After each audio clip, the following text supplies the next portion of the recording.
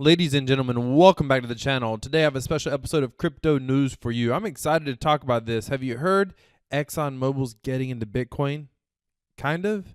We'll talk about it. There's been an incredible hack that's taken place recently in the DeFi space. We're going to be talking about what's going on there. What I'm really interested in is how it's getting covered, and I'm also interested in making you aware of some of the risks that exist in crypto, because a lot of times people feel like a project is safer than it probably is. We'll talk about that because I want you to be careful in this space. And we're also going to be looking at this right here. I shared it on Twitter earlier today. This is an incredible news story, and I think we're going to be seeing a lot more of this soon in the future, and I'll share my thoughts with you once we cover that news story as well. So there's three major news stories I want to talk about. At the end of the day, when I do crypto news segments, this is all about you just becoming aware of what is happening, looking at the bigger picture. I believe this technology allows average people like you and me to have true freedom over our finances. I end almost every video saying decentralized crypto equals freedom. However, not everybody agrees with us having more freedom, and we have to be aware of that. But at the end of the day, it's not about controlling the game. It's about understanding the rules of the game so that we can best play the rules for ourselves and our families. All right, let's get started. Follow me on Twitter if you haven't done so already at CryptoWealthYT, YouTube. This was covered or tweeted out by CoinDesk, but I want to go and look at this article because I think we're going to see a lot more of this coming to the US and other developed countries as well. EU Parliament passes privacy-busting crypto rules despite industry criticism. Lawmakers are set to end even the smallest anonymous crypto transaction and plan measures that could see unregulated exchanges cut off. See, I don't think people are reading this at face value, and I don't think they're seeing the overall implications of what's happening here. The European Union lawmakers voted today in favor of controversial measures to outlaw anonymous crypto transactions, a move the industry said would stifle innovation and invade privacy. More than 90 lawmakers voted in favor of the proposal, according to documents seen by CoinDesk. The proposals are intended to extend anti-money laundering requirements that apply to conventional payments over EU $1,000 to the crypto sector. They also scrape the floor for crypto payments, so payers and recipients of even the smallest crypto transaction would need to be identified, including for transactions with unhosted or self-hosted wallets. Further measures under discussion could see unregulated crypto exchanges cut off from the conventional financial system. A couple things here. First of all, I think this is unfortunate. When you see unregulated crypto exchanges, ladies and gentlemen, that means probably decentralized exchanges as well. Uniswap, for example. It's going to get very interesting to see what happens if regulators start going after these decentralized exchanges. And from the very beginning in crypto, I have personally never been a fan of devs, developers, teams that are fully doxed, fully KYC'd. Now, I understand if you're running a traditional business like an exchange, that's not an option. You have to be fully KYC'd and fully doxed. But a lot of times in crypto, especially in some of these cottage projects we discuss on this channel and that I invest in, plenty of the ones that I don't even talk about on the channel that I invest in, a lot of times people are like, oh, the devs are doxed. Ladies and gentlemen, this is a problem. If they consider, for example, Uniswap to be illegal or unregulated, how do you stop Uniswap? I mean, its version 2 was decentralized, but they do have a website. They do have a web interface. The website, uniswap.org or whatever it's called, that is not decentralized. Somebody's in charge of that. So I think these implications could be incredible. And oftentimes on my channel, I've talked about a coming bear market. And I do believe that we are headed sooner or later for an enormous bear market. And I say bear market, I mean enormous price drop. And this could be one of those factors. I don't know when. I'm not trying to call it because I don't know when it's going to happen. But I always invest in the back of my mind knowing that we could see an enormous 80-90% crypto market drop. This law right here is all it would take to almost, in my opinion, bring crypto to its knees for most people. Now, the hardcore people like you and I, we're still going to use crypto exchanges. Why are these regulations coming in play? What is the motivation? I think the motivation is to prevent competition with traditional finance, prevent competition with central bank fiat currencies. And they always come after, they always create more stringent regulations by calling it anti-money laundering. It's always like it's designed to protect you. When, most fiat currency is used for money laundering way more than crypto is ever used for. Way more. The US dollar is probably the single biggest instrument for money laundering. But yet they're going to go after cryptocurrency. Basically, it looks like what's going to happen now, if I understand this properly, all exchanges are going to ultimately have to be, everyone's going to have to be KYC'd. So right now, you can send a transaction to your wallet on an exchange or to your account on an exchange. And that particular wallet doesn't have to be KYC'd. Like even in the US, you go to Binance.us, yes, you open up an account, they're going to want ID, for example. They're going to want to know where you live. They want, all that proof of identity. They're going to KYC you personally. But they don't care where you send funds from. They don't care what wallet it comes from and where it shows up. But now what's going to happen is you're going to have to prove to them where the transactions are coming from. Now, this hasn't come to Binance.us, for example. I'm saying this is what this law is looking like in the EU, and I think this sort of thing is going to come to other countries as well, such as the U.S. I mean, it's already been proposed. This was already previously proposed, was it 2 years ago? It didn't go anywhere yet, but typically that's how politics work. Oftentimes something will get proposed, there'll be pushback, it'll come up again, there'll be pushback, maybe a little less pushback, it'll come up again.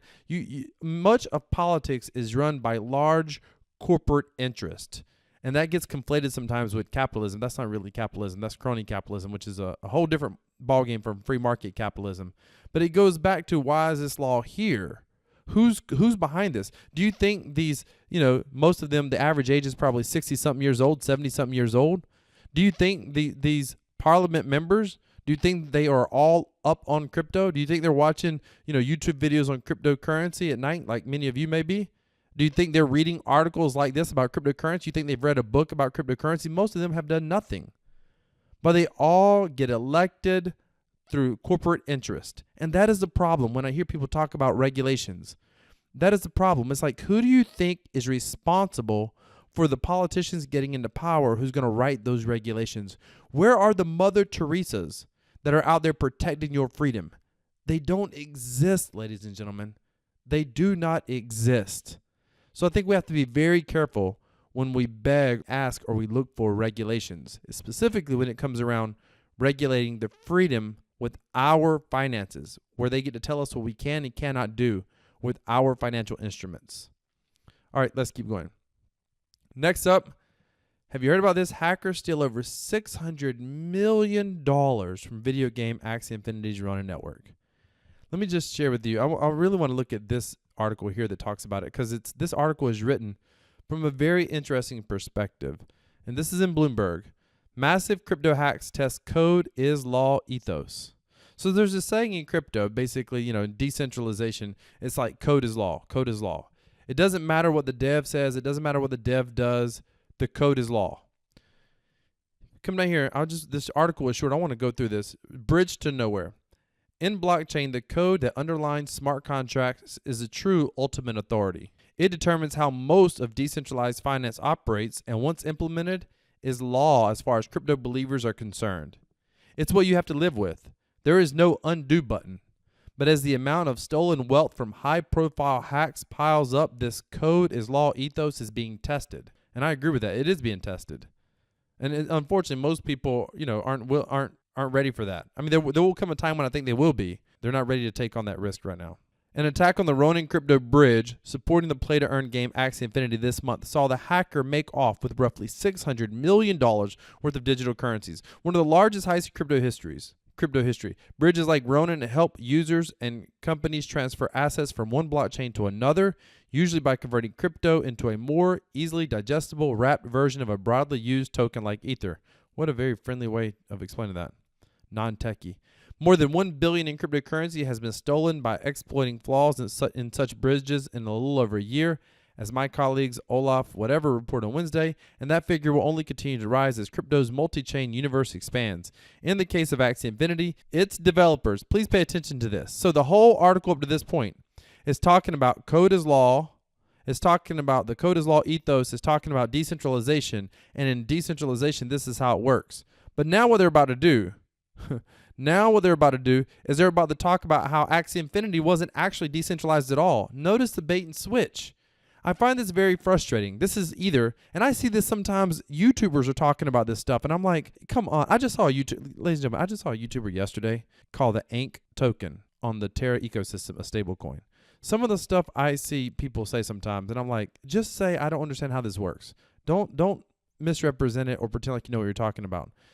Right here, in the case of Axie Infinity, its developers created a shortcut to help them through a busy period and then forgot to get rid of it.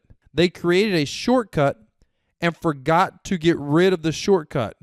That is unfortunate. That is incompetent. And here's the worst part about this shortcut, ladies and gentlemen.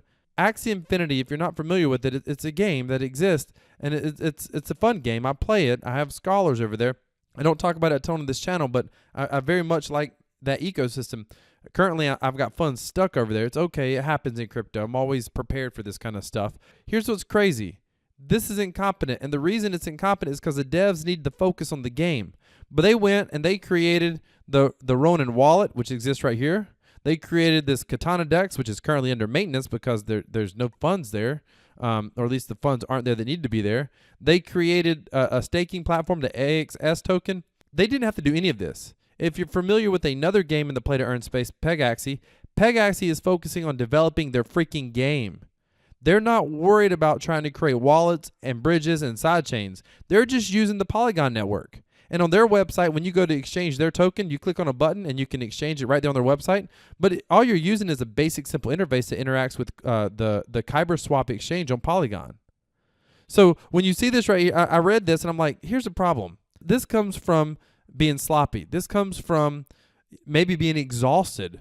But it also comes from taking on things that you don't need to take on. This was never necessary, is the problem. If they could not do it competently, they didn't need to do it at all. There's more to this ecosystem. So basically, the Ronin network only has something like 8 or 9 nodes total. Those of you that are familiar with nodes and master nodes, projects out there will have hundreds of nodes, sometimes thousands of nodes. Why? Because decentralization helps create security. They had like 9 nodes, and only 5 of them needed to be, basically 5 of them got hacked, and that's all it took. And 4 of the nodes that got hacked were actually owned by the Axie Infinity development team. I'm not saying that terminology exactly right, but it was basically underneath their centralized control. And a hacker got access to their computers, is my understanding, and somehow or another got access to the private keys. I hear a few different things. This is the first time I've heard they created a shortcut and forgot to get rid of it. So it's I don't know what that shortcut had to do with the private keys, but bottom line is, if it was truly decentralized, this probably could not have happened. Yet the whole article is attacking decentralization. Please, ladies and gentlemen, take a look at this. Everything you read is biased. Everything you read is marketing. One of the rules that I want to teach my kids, or one of the rules of life, is just be aware of everything that you see is coming from a biased standpoint, and just be aware of that. That needs to be in the back of your mind. You're always being marketed to. My kids, when they see a commercial early on, when they were young in life, and they started seeing some toy they liked, I would ask them, why do you think that commercial's there? I don't know. I don't know, Dad. It's there because they want you to buy their toy. By the way, this television show that we're watching, why do you think this television show is there? I don't know, Dad. So we'll watch it so they can sell to advertisers. Ladies and gentlemen, everybody is advertising their viewpoint, their business, their things to you all the time. Right here, they're trying to, if you look at this, there's a total bait and switch here. Massive crypto hacks, test code is law ethos. But they come down here, they're talking about decentralization, the problems with decentralization, but the hack happened because Axie Infinity was not properly decentralized. And the fact that at least we can say that at this point in time, it's clear in some area the Axie Infinity team was clearly incompetent, unfortunately. Let me keep going. Though blockchain's human authors can take preventative measures like paying so-called white hat hackers to find weaknesses early on, the concept of code is law would, at its most basic level, mean that the stolen tokens now rightfully belong to the hackers. Arguably, this is, yes, this is true, but again, he's coming back to the decentralization argument, and this is a case of incompetent centralization, not decentralization, but let's keep going. Of course, that's not an argument that many Axie players who have lost their money and their source of income from the game may be willing to accept. For as long as the Ronin bridge remains empty of enough Ether tokens for them to cash out their in-game earnings, the pressure is building on Axie operator Sky Mavis to find a solution. An exploit earlier this year of the Wormhole Bridge saw its investors jump bail out of the platform with more than $300 million in Ethereum. Will Sky Mavis investors like Mark Cuban or Animico, however you say that, brands do the same. Maybe. Who knows? As the number of DeFi projects grow into their hundreds, the amount of dollars flowing into the platforms that rely on code to execute key functions without interruption, known as decentralized autonomous organizations, is spiking similarly. This is such a conflated sentence, ladies and gentlemen. Someone got this freaking article written on Bloomberg. And this sentence makes, they just totally conflated two principles here. It doesn't matter. Here's what I want you to understand. The most important thing that we need to take away from right here is, if a hack can happen on something like Axie Infinity, why did this happen? It's because behind the scenes, we didn't know the developers were incompetent in this area. When we saw the developers create the Ronin bridge, and we saw all of a sudden transactions on Axie became very, very cheap, because before you had to transact on Uniswap and on the Ethereum chain, it looked like they did something great. It looked positive for the ecosystem. People were excited that transactions were cheap. It was easy to use the Ronin bridge. It was easy to use the Katana DEX. But we had no way of knowing behind the scenes the development team, who are, in my opinion, good game developers. What they're creating is cutting edge stuff in the game. But we did not know that they were going to be lazy or sloppy behind the scenes. Ladies and gentlemen, I don't care what crypto project you're in. I don't care how big it is. I don't care how many billions of dollars is in that project. You always have to understand that the unexpected is to be expected when you're investing in cryptocurrency. So be aware of that. I have several principles. Be diversified. Focus on multiple streams of passive income. Always invest defensively, and understand how to invest defensively and exactly what that means. Ladies and gentlemen, I just want you to be careful in this space. There's a lot of good things happening in crypto. And this right here, this article should have been massive crypto hacks. Test centralized authority over a decentralized ecosystem. That's what the title should have been. Instead, they're saying it test decentralization. It did not test decentralization. I'm moving on. If you agree with me, do me a favor and let me know down in the comments. All right, have you heard about Exxon getting into mining Bitcoin? I thought this article was absolutely freaking fantastic. By the way, I got a video coming out either tomorrow or the next day that's going to be coming out talking about March. I've done just over $20,000 in passive income in March from several projects, and I'm going to be doing my income report here in the next day or two. So make sure you're subscribed to the channel. Make sure you hit that bell notification icon. And if you love earning passive income, go down in the description and subscribe to our Crypto Passive Profits newsletter. All right, let's get started. Exxon is mining Bitcoin in North Dakota as part of its plan to slash emissions. Now, I think this is incredibly interesting because many of you know that proof of work mining, which what Bitcoin is, has been under attack. And it's been under attack because they're saying it's bad for the economy, yada, yada, yada. By the way, all that's overrated, but neither here nor there. Remember, every time we're always being marketing to. Someone's always got a biased viewpoint they're communicating through, myself included, by the way. But let's keep going. Exxon is mining Bitcoin in North Dakota as part of its plan to slash emissions. ExxonMobil has been working with Denver-based Crusoe Energy Systems to mine Bitcoin in North Dakota for over a year, according to people with knowledge of the project. Now, this is important. If you go through this article, what they're basically doing is they always have these. If you've ever seen you see fire coming out of one of these, like it looks like a smokestack or whatever. The reason that happens is because they've hit natural gas essentially, and in many cases they can't do anything with that natural gas, so they burn it. It's literally wasted money. But the other issue with that natural gas burning is it creates a lot of emissions. So what they're looking at doing is they're converting those natural gas flares or whatever, they're able to convert that into electricity on site, and they're using that electricity to mine Bitcoin. They got Bitcoin miners on site. Now, this in the article it says that this isn't really about making money, but of course they are making money. It's really about decreasing emissions. So think that through. They're literally using proof of work mining to decrease emissions. I wonder what kind of mining rigs, what kind of setup does ExxonMobil have? The article referenced they had shipping containers full of mining rigs. Wouldn't you just love to see what that looked like? That sounds pretty interesting to me. What also is interesting here, when you talk about mass adoption, the video I did on the 3 paths to crypto mass adoption, if you haven't seen it, I encourage you to watch it. But in that video, one of the things that I referenced was that the vast majority of people involved with crypto actively in any way, shape, or form, people who watch my channel and other YouTube channels on crypto, for example, it's a younger audience. It's not a 60-year-old audience like some of these senators and parliament members who are passing regulations, but it's a younger audience. And this younger audience is going to become an older audience eventually.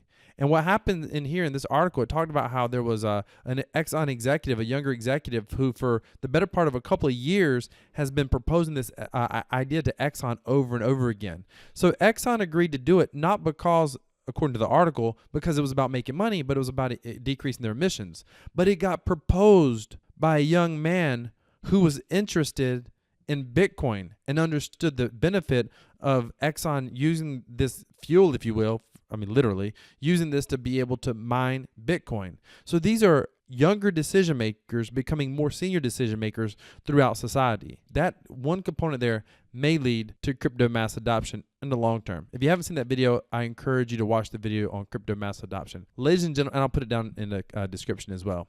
This has been our episode of Crypto News, ladies and gentlemen. I love cryptocurrency. Cryptocurrency is changing the world.